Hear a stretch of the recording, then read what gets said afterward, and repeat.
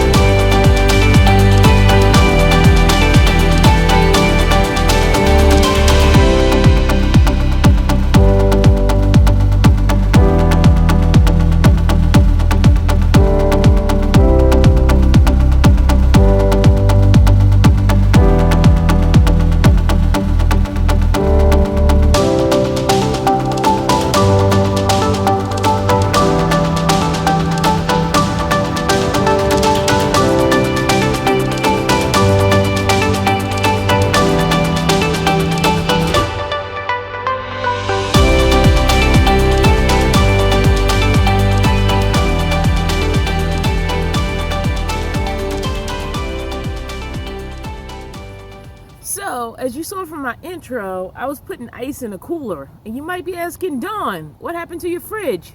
Nothing. I still have my fridge in the van, still have my 12-volt fridge. But I was asked to review this cooler from BougeRV. And so I'm giving it sort of, I probably shouldn't shake this, this has noise in it. I'm giving it a test run. One of the big questions I've faced since I started until now is, was it a mistake spending the money I did to be able to run a 12-volt fridge? And I'm speaking more about the minivan camper I had before I had the larger camper. Especially because I made this huge investment into solar so that I would be able to run a 12-volt fridge. And the reason why I did that is because I bought a really cheap cooler that did not hold ice well. There are better coolers out there. I mean, all you have to do is walk through REI to see some more expensive options that promise that they're going to hold ice longer. But the thing was, at the time, I just could not justify the price of a lot of those coolers, and so I skipped right over them and went straight to trying to have a fridge. Now, I made the mistake of buying a 12-volt cooler warmer, which I would advise nobody do. It would have been a great little machine to use in a coffee room or something like that, or like a baby's nursery or a college dorm, but it was absolutely too much of a power drain for a camper van situation.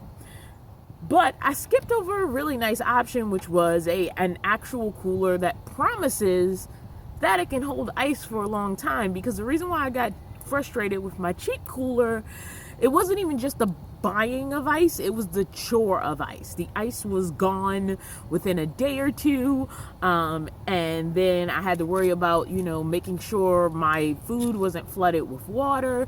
Right now, the only thing I have in here, as you saw in the intro, is things in cans. So I don't have any actual food in here, and I don't think I'm going to be doing this as part of the test, because the real test is, if I had gone ahead and gotten a nicer cooler with a better promise, and specifically this cooler, is it worth it, especially in price comparison to some of the more pricier coolers that have the same promise words? Is this cooler worth it?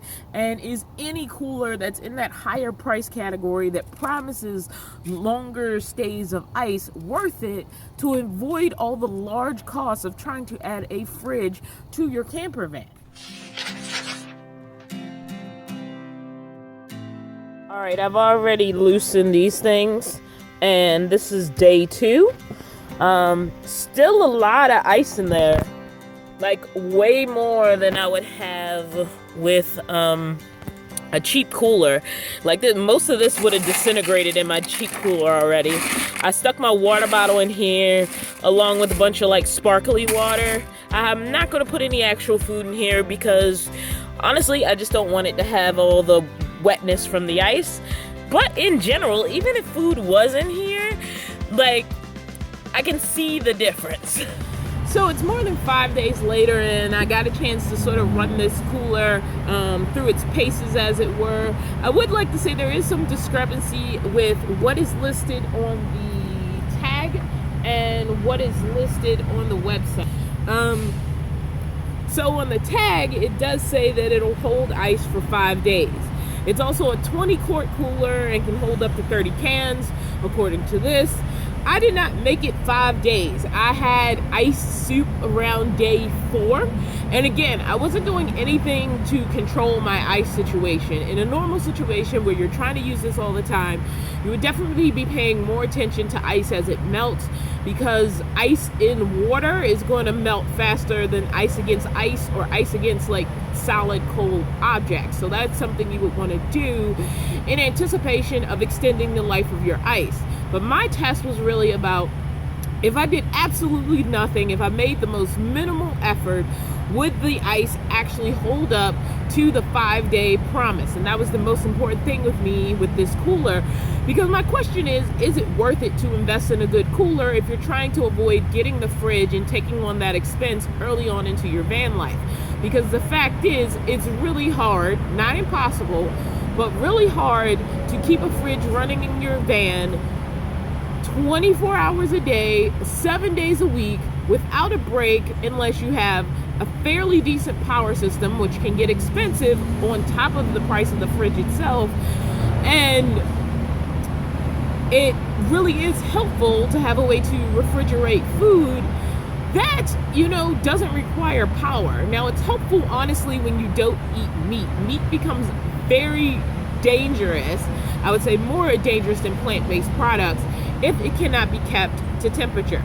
And so the ability to actually keep ice going for a longer period of time is really important in a cooler if you're using that method.